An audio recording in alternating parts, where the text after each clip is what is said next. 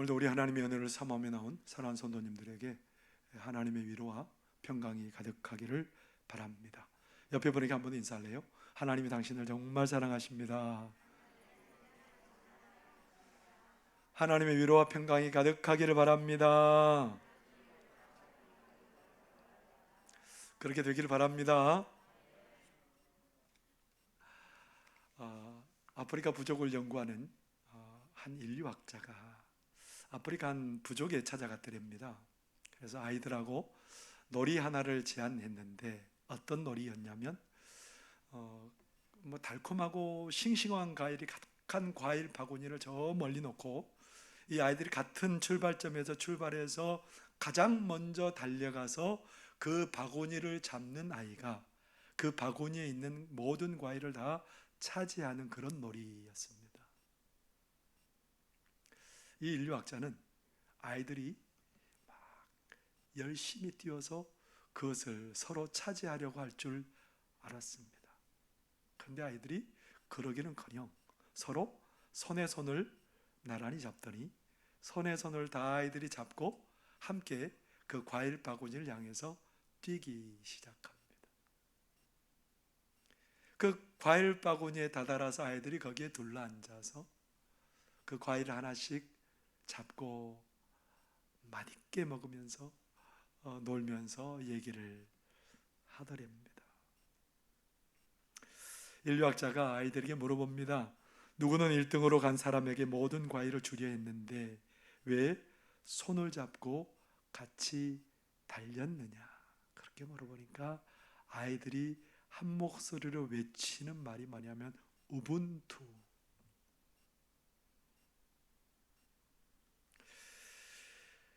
그 아이들은 그런 생각을 가지고 있었습니다. 다른 아이들이 다 슬픈데 어떻게 나만 기분 좋을 수가 있나요? 이 우분투라는 말이 아프리카 말로 무슨 의미냐면 우리가 함께 있기에 내가 있다라는 말이랍니다. 우분투. 우리가 함께 있기에 내가 있다라는 말이랍니다. 흔들리는 세상 속에서 더불어 살아간다는 게 참 중요하다는 얘기겠지요. 더불어 함께 살아가는 게 왜 그렇게 중요합니까? 우리의 삶에 나 혼자 감당하기 버거운 일들이 자주 일어나기 때문에 그렇습니다.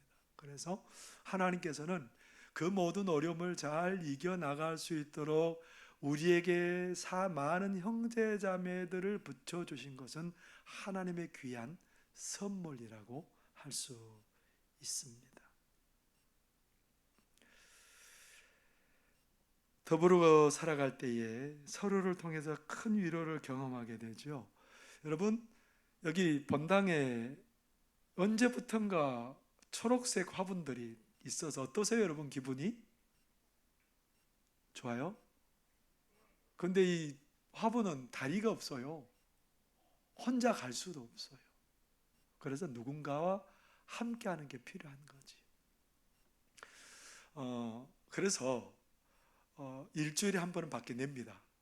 일주일에 한 번 교육관 앞에 전부 다 끌어내려서 얘네들 거기다 앞에 교육관 그 통로가 제일 바람이 잘 통하는 곳이거든요. 그래서 거기다가 내어놓고 물을 일주일에 한 2번 정도 흡족하게 주고 바람을 쐬어줍니다. 근데 여러분, 교육관 앞에 바람이 그냥 늘 잔잔하게 부는 바람이 아니에요. 어떨 때는 이게 바람이 되게 세게 불어서 이 행복수 가지가 꺾일 것 같아요. 그러면 어떻게 해야 되겠어요? 그러면 바람이 세게 불면 교육관 안에 들여놨다가 또 바람이 이렇게 잠잠해지면 또 내놓습니다. 근데 8월 14일 날 주일날 오후 찬양 예배 후에 이것들을 다 내어놨는데 15일 날 바람이 얼마나 불었는지 몰라요.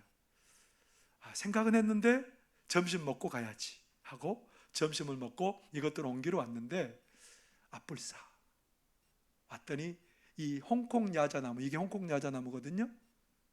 얘가 넘어져 있었어요. 꽈당 가보니까 깨져 있습니다. 화분이. 앞불싸 늦었어요. 그리고 여기 있는 나무, 이게 뭐냐면 행복수예요. 이 행복수가 이것도 쓰러져 있었습니다. 두 나무가 거기에 쓰러져 있더라고요. 그래서 좀 빨리 올까. 그래가지고 다른 화분을 이렇게 비워서 이 화분을 이렇게 홍콩 야자나무 만들고 이것도 다시 흙을 채워놓고 그러면서 여기에다가 다시 물을 주고 그러면서 보니까 어때요? 안 죽었죠? 잘 살아있죠? 오늘 오후에도 찬양 예배 후에 이것들을 전부 다 내다가 한 주간 동안 또 햇볕을 보고 바람을 쐬게 할 생각입니다. 여러분, 화분 하나 가꾸는 것에도 얼마나 많은 변수가 있는지 몰라요. 그냥 제자리에 둔다고 이 화분이 저절로 잘 되는 게 아니에요. 정말 가꾸어야 돼요. 옆에서 함께하는 사람이 있어야 이 화분도 역할을 감당할 수 있는 거지요. 우리 믿음의 삶을 살아가는데 이만큼 변수가 없겠습니까? 우리의 믿음의 삶을 살아가는데 얼마나 많은 변수가 있는지 몰라요. 왜냐하면 사단과 영적인 싸움이 벌어지기 때문에 순간순간 치열하게 삶이 전개가 됩니다. 뿐만 아니라 우리가 세상 살다 보면 얼마나 세상이 우리를 유혹하고 손짓하는지 몰라요. 믿음에서 막 떠나라고 자꾸 우리를 손짓하고 부릅니다. 뿐만 아니라 하나님께서는 세상 살아가는 이 삶의 현장을 우리를 연단하는 그런 훈련 장소로 삼기 때문에 우리의 삶에는 날마다 우리가 견디기 힘든 그런 일들이 늘 비일비재하게 일어나는 게 우리의 삶이라는 겁니다. 이런 삶의 현장에서 하나님께서 우리 모두를 여러분이 필요한 그런 환경으로 불러주셨다라는 겁니다. 오늘 히브리서에 변화가 정말 많은 그런 곳입니다. 여기에 히브리서는 유대인, 예수님을 믿는 유대인들에게 편지를 쓴 거거든요. 근데 유대인들은 어떤 생각하고 있었냐면 십자가에 달려 사형도구에 달려 죽은 예수가 하나님의 아들 웃기는 소리, 구원자 더 웃기는 소리라고 생각을 하는 겁니다. 이 예수는 나무에 달려 죽은 저주받은 인생이지 하나님의 아들도 아니고 결코 우리를 구원할 수 있는 그런 존재도 아니라고 생각하는 사람들이에요. 오히려 하나님 아버지를 욕되게 하는 사람이 예수를 전하는 사람이고 믿는 사람이라고 생각을 하고 살아가는 거예요. 그런데 이런 환경 속에서 복음을 들은 유대인들이 예수님을 하나님의 아들로 믿기 시작하고 예수님을 우리를 모든 죄에서 구원할 자로 생각하고 이제는 예수님 믿고 하나님의 아들, 딸 되고 예수님 믿고 하나님의 나라를 유업으로 받았다는 그 기쁨 가운데 살아가고 있는데 문제는 이렇게 살다 보니까 믿음의 발을 옮기는 순간부터 핍박이 그들에게 예고가 되어 있다. 삶의 매일매일이 살은 발을 걷는 그런 핍박과 어려움 속에 있게 되었습니다. 그런 유대인들의 그 고난스러운 장면들이 사도행전에 계속해서 소개되고 있지요. 사도행전 3장에 보니까 베드로와 요한이 오후 3시에 성전에 기도하러 가다가 성전 미문에 앉아서 구걸하는 안진뱅이를 예수 이름으로 걷게 했습니다. 그러니까 사람들이 계속해서 앉아서 구걸만 하는 그 사람이 뛰며 걸으며 하나님을 찬송하며 막 성전으로 가니까 사람들이 눈이 휘둥그레져 가지고 누구냐 과연 누가 저 사람을 저렇게 만들었느냐 막 사람들이 몰려들고 인산인해를 이뤘습니다. 그러니까 베드로가 내 경건의 능력으로 이런 일을 이뤘다고 생각하지 마십시오. 예수 그리스도의 이름으로, 당신들이 저주하는 예수 그리스도의 이름으로 이 기적이 일어났습니다. 구원의 역사가 일어났습니다. 그러면서 베드로가 그들에게 목청이 터져라고 외치는 말이 있습니다. 그게 뭘까요? 사도행전 4장 12절에 이렇게 외치고 있습니다. 다른 이로서는 구원을 받을 수 없나니 천하 사람 중에 구원을 받을 만한 다른 이름을 우리에게 주신 일이 없음이라 하였더라. 예수 믿으세요. 예수 믿으면 이런 병뿐만 아니라 우리의 중한 죄짐에서 우리가 나음을 받을 수 있고 구원받을 수 있습니다. 다른 방법으로 우리가 구원의 길이 없습니다. 예수 믿으세요 하고 외쳤습니다. 그러니까 유대 종교 지도자들이 이 모습을 보고 막 화가 머리끝까지 났습니다. 그들을 잡아다가 협박하기 시작합니다. 절대 다시는 예수 이름으로 너희들 다시 한번 가르치고 복음 전하면 너희들 죽는다. 사도행전 4장 18절에 그들은 이렇게 협박하고 있습니다. 그들을 불러 경고하여 도무지 예수의 이름으로 말하지도 말고 가르치지도 말라 하니. 협박하는 겁니다. 그런데요, 이 사도들이 계속해서 예수님을 전하고 그 사도들을 통해서 놀라운 역사가 일어납니다. 베드로가 지나면 사람들이요, 그 침대와 열을 가지고 병자들을 그 위에다 얹어 놓으면 베드로가 지나가서 그림자라도 덮이면 이 사람이 낫는 거예요. 놀란 예수 이름의 능력으로 이런 일들이 벌어지니까 사람들이 깜짝 놀랍니다. 사도행전 5장 16절에는 이 상황을 이렇게 묘사하고 있습니다. 예루살렘 부근에 수많은 사람들도 모여 병든 사람과 더러운 귀신에게 괴로움 받는 사람을 데리고 와서 다 나음을 얻으니라. 병든 사람도 예수 이름으로 고침받고요, 귀신들도 예수 이름으로 쫓겨나고요, 그런 엄청난 일들이 일어났습니다. 그런데 유대 종교 지도자들은 여전히 회개할 생각은 안 하고 계속해서 사도들을 받아가 감옥에 가둡니다. 그런데 감옥에 가뒀는데 하나님의 천사가 이들을 다시 감옥에서 내보내서 또 복음 전하게 합니다. 또 잡혀서 또 위협을 당하고, 그러지만 예수님을 믿고 전하는 그 사람들이 이런 고백합니다. 사도행전 5장 41절에 보면 사도들은 그 이름을 위하여 능욕받는 일에 합당한 자로 여기심을 기뻐하면서 공회 앞을 떠나니라. 기뻐했답니다. 예수님 때문에 핍박받는 게 너무 행복했답니다. 계속해서 핍박이 이루어집니다. 스데반의 순교가 뒤이어서 일어나고요, 사도 바울은 예수 믿는 사람들을 잡아 죽이려고 다메섹까지 가서 그렇게 핍박하다가 거기서 예수님을 만나 거꾸러지는 일이 벌어지게 되지요. 오늘 히브리서도 이런 맥락 가운데 있어요. 그런데도 그런 핍박이 있음에도 불구하고 히브리서 여기 유대 그리스도인들은 지금 어떤 상황이냐면 형제들을 섬겨요. 이런 어려운 상황인데도 형제들을 섬기면서 자기들의 사랑이 얼마나 큰지 보여줍니다. 핍박이 그렇게 심함에도 불구하고 계속해서 예수 이름을 붙들고 믿음을 지켜갑니다. 뿐만 아니라 자기보다 더 큰 어려운 당한 사람들을 계속해서 돕고 섬깁니다. 자기의 재산을 다 잃어버렸음에도 불구하고 그 믿음을 잃지 않고 믿음을 붙들고 있습니다. 그런데 여러분, 어느 정도는 참을 수 있는데 이게 계속돼서 계속 이런 핍박이 이루어지다 보니까 회의가 생기는 거예요. 하나님이 나를 도와주시는 거야? 예수님을 믿는 믿음에 회의가 생기기 시작한 거예요. 그 은혜를 맛봤는데 언제 맛봤는지 모를 정도로 심령이 피폐해져 가고 있습니다. 이제는 더 이상 핍박을 견디지 못해서 내가 다시 유대교로 돌아가려고 하는 사람들이 많이 생기게 되었답니다. 이제는 그 핍박이 너무 어려워서 그 사람들은 옛날 유대교를 섬겼던 그 향수에 젖어 있습니다. 예수님을 믿는 예배는 좀 단조로워요. 그런데 유대교의 그 하나님 앞에 동물을 잡아서 제사 드리는 것은 정말 정성이 들어가는 것 같고요, 소 한 마리 잡아가지고 하나님 앞에 나간다면 그 정성이 어디예요? 그러니까 막 뭔가 내가 드린 것 같고, 그리고 이제 뭐 속죄제 같은 경우는 함께, 감사제 같은 경우는 함께 그 감사제를 드리고 나눠 먹고 그런 일을 하니까 이게 꼭 정말 막 예배 드린 것 같고 흡족하고, 그래서 어디를 가려고 해요?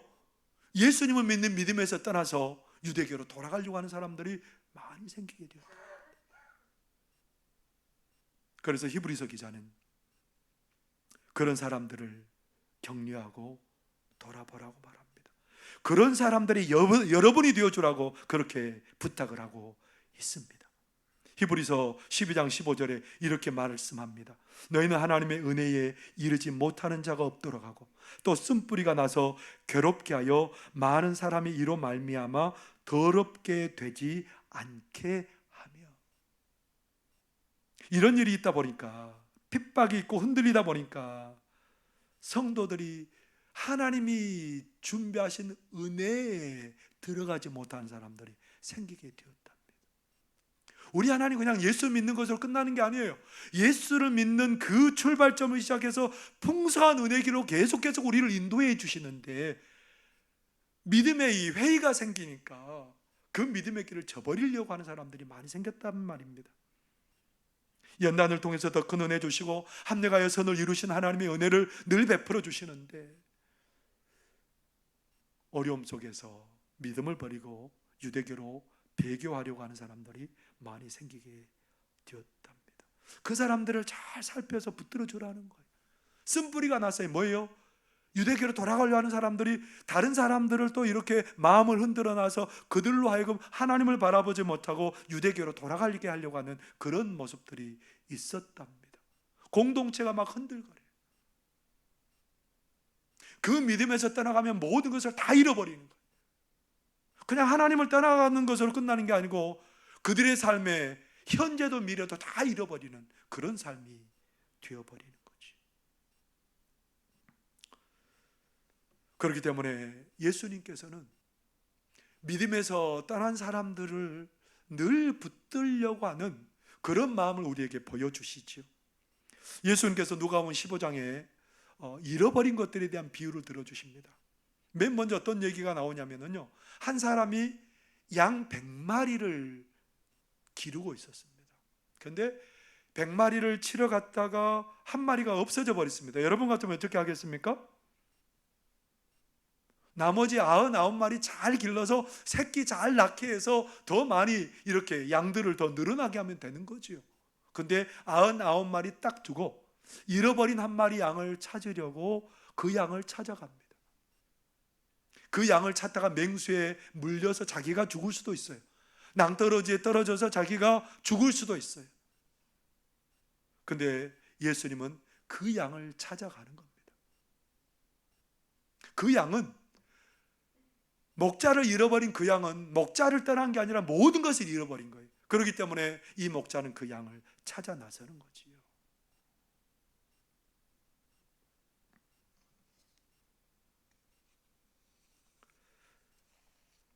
이처럼 잃어버린 양을 찾은 사람은 그것을 어깨에 메고 와가지고 사람들과 함께 큰 잔치를 벌인다고 합니다.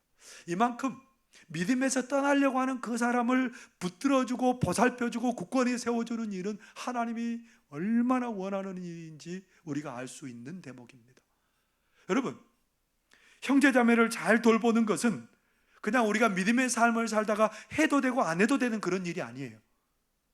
형제자매를 돌보는 일은 어떤 것보다 중요한 일이라는 겁니다. 우리 성도들의 여러분이 되어주는 일들은 해도 되고 안 해도 되는 일이 아니라 필수적으로 해야 되는 일이라는 겁니다. 십자가에 못 박혀 죽으셨다가 부활하신 예수님께서 어디에서 제자를 만나시죠? 갈릴리에서 제자를 만나십니다. 갈릴리에서 고기 잡다가 예수님이 그 제자들을 만나서 식사도 하시고 하는데 고개를 한 사람 푹 숙이고 있는 사람이 있었습니다. 예수님을 부인하고 더 이상 말 못할 그 심정을 감추고 고개만 숙이고 있는 그 남자, 베드로. 예수님께서 베드로야 그러니까 베드로가 얼마나 소스라치게 놀랐겠어요. 왜 너가 나를 부인했냐, 그런 말 할 줄 알았더니 예수님께서 베드로에게 물어보십니다. 베드로야, 네가 나를 사랑하느냐? 네, 제가 주님 사랑하지요. 그러니까 예수님께서 뭐라고 하냐면 내 어린 양을 먹이라. 이제 한번 다짐 받았으면 됐잖아요. 근데 또 예수님이 또 물어봐요. 짓궂게. 베드로야, 너 나 사랑하냐? 아, 예수님 정말 사랑한다니까요. 그래? 그러면 내 양을 치라. 근데 세 번째 물어보십니다. 베드로야, 너 정말 나 사랑하냐?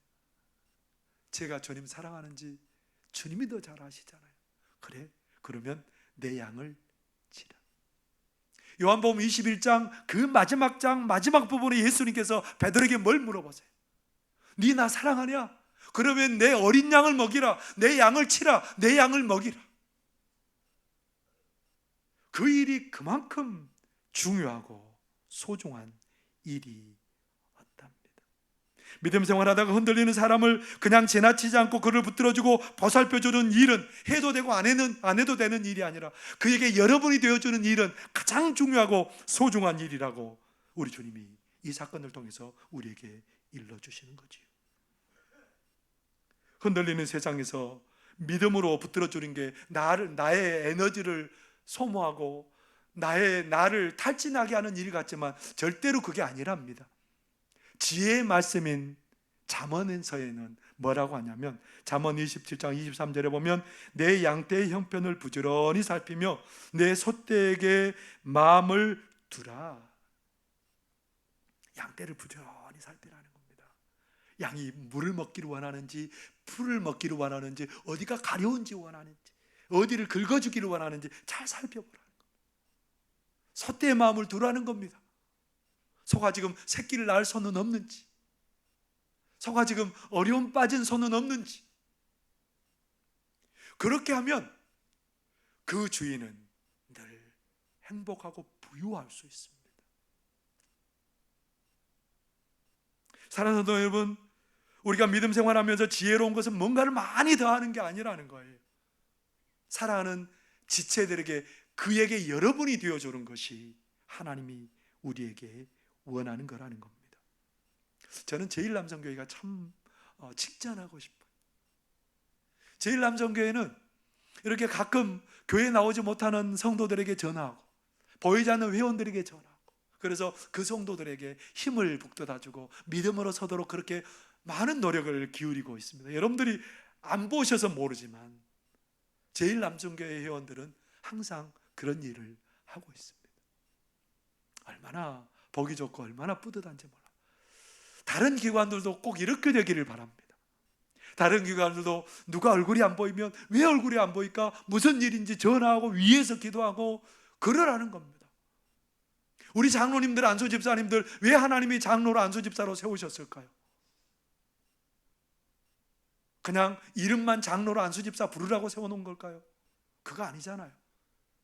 교회에 발이 아파서 못 나온 사람들, 믿음이 안 돼서 혼자 못 나오는 그 사람들을 찾아가서 차를 가지고 하나님 앞에 예배 자리에 서게 하고 믿음의 자리에 세우는 게 장로요 안수집사님들이 해야 될 일이잖아요. 우리 권사님들 왜 부름 받았습니까? 교회에서 어머니와 같은 역할을 감당하라고, 병들고 낙심하고 그 사람들을 찾아가서 위에서 기도하고 하나님의 말씀으로 권면하고 위로하라고 권사님들을 세워주신 거잖아요.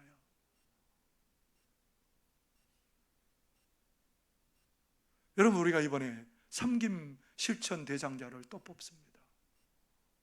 왜 뽑아요? 여러분들을 힘들게 하고 어렵게 하려고 섬김 실천 대장자를 뽑으라는 거 아니잖아요. 그들을 위해서, 내가 뽑은 사람을 위해서 붙들고 기도하고 섬기고 그에게 당신이, 여러분이 되어주는 그런 모습들이 필요하기 때문에 그렇습니다. 오늘 많은 성도들이 흔들리는 세상 속에서 영적인 분별력을 잃어버리고 순간의 것을 택하고 살아가려고 하는 성도들이 많다라는 겁니다. 그것이 지혜로운 것 같이 보이지만 가장 어리석은 선택을 하고 살아갈 위험에 노출된 사람들이 우리 성도들이라는 겁니다. 히브리서 12장 16절에 이런 말씀이 있습니다. 음행하는 자와 혹 한 그릇 음식을 위하여 장자의 명분을 판 에서와 같이 망령된 자가 없도록 살피라. 에서가 어떤 사람입니까? 에서는 사냥을 좋아하는 사람입니다. 사냥을 막 가서 너무너무 배가 고파서 그렇게 막 허기진 배를 뭐라도 채우고 싶은데 야곱이 저쪽에서 냄새를 풍기면서 팥죽을 쓰고 있습니다.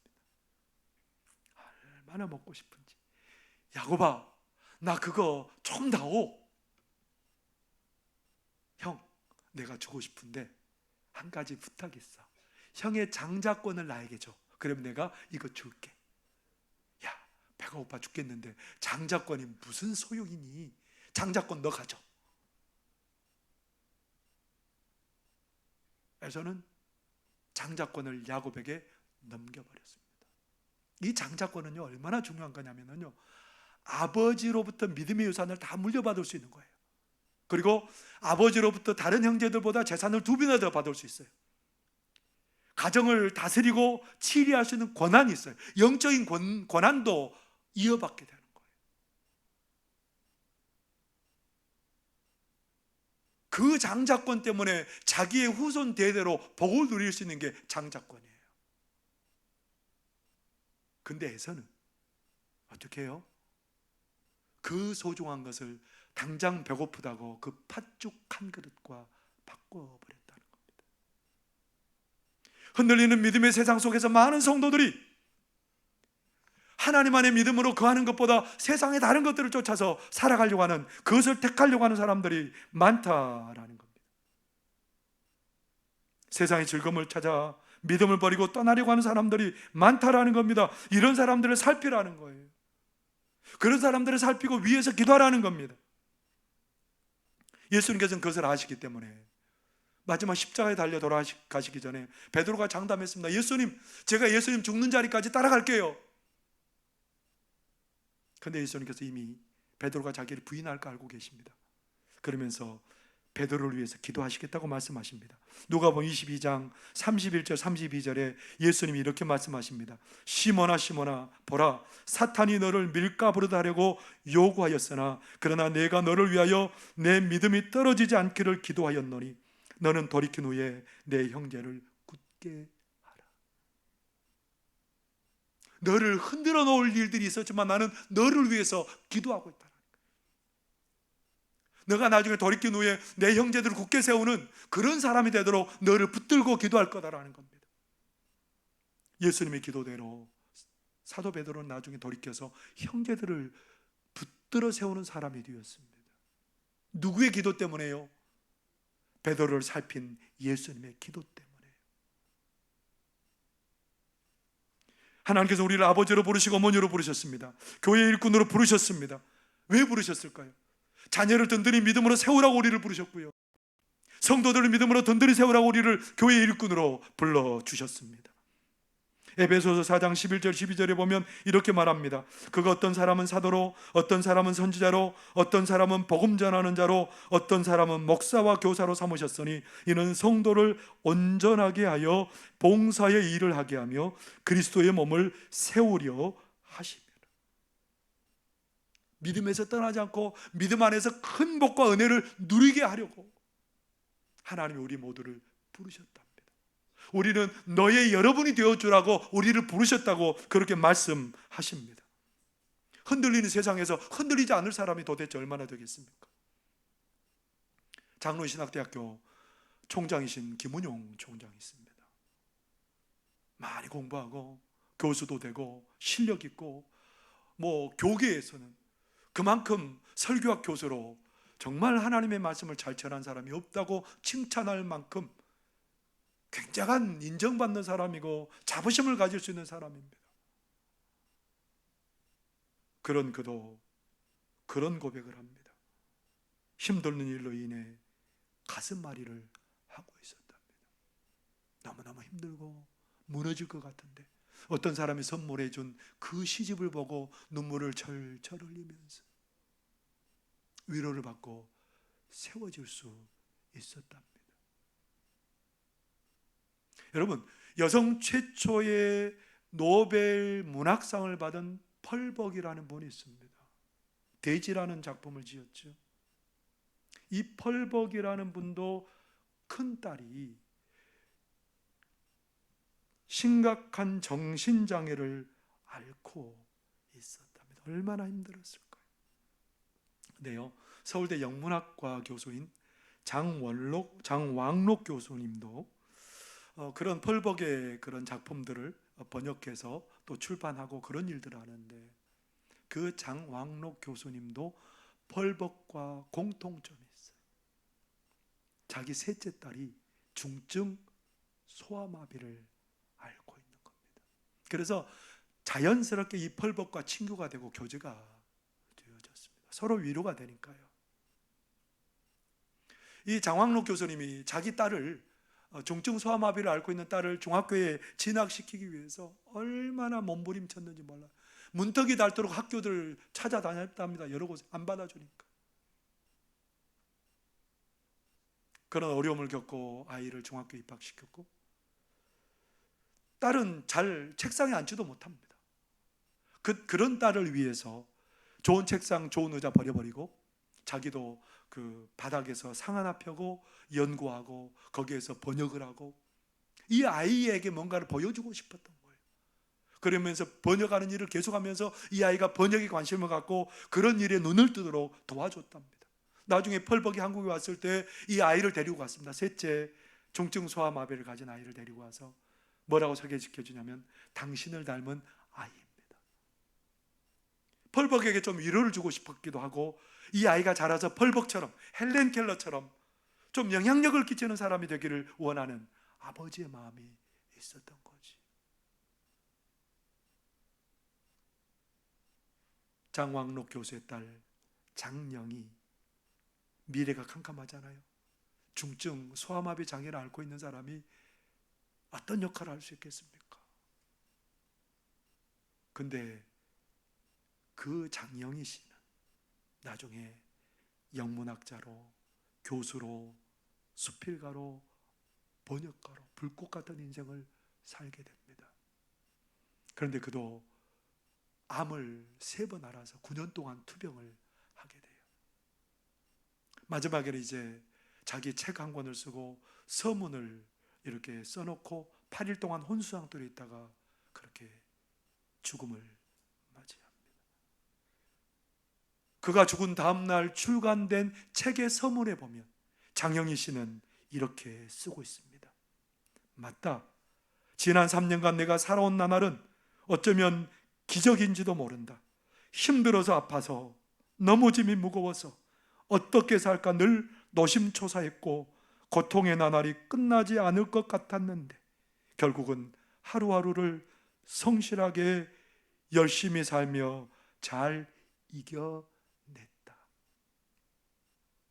흔들렸다라는 거예요. 그의 삶이 흔들리는 그의 삶에서 그의 아버지 장왕록 교수의 여러분이 되어준 그 아버지 때문에 장영희 씨는 복된 삶을, 승리하는 삶을 살아낼 수 있었답니다.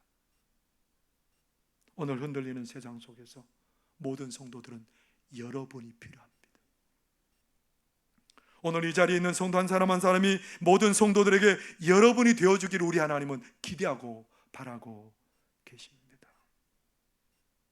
오늘 사랑하는 성도 여러분, 흔들리는 세상 속에서 우리 모두는 서로에게 여러분이 되어주는 그런 복된 성도들이 되시기를 바랍니다. 기도하겠습니다. 사랑하는 하나님 아버지, 고맙고 감사합니다. 하나님 아버지, 흔들리는 세상 속에서 사랑하는 동역자를 보내시고 예수님을 보내시고 성령님을 보내셔서 우리를 굳게 붙들어 주시는 줄 믿습니다. 하나님 아버지, 우리도 예수님이, 성령님께서 우리에게 그러하셨던 것처럼 서로에게 여러분이 되어서 상대를 믿음으로 세우는 귀한 역할 감당할 수 있도록 우리를 도와 주옵소서. 예수님 이름으로 기도하옵나이다. 아멘.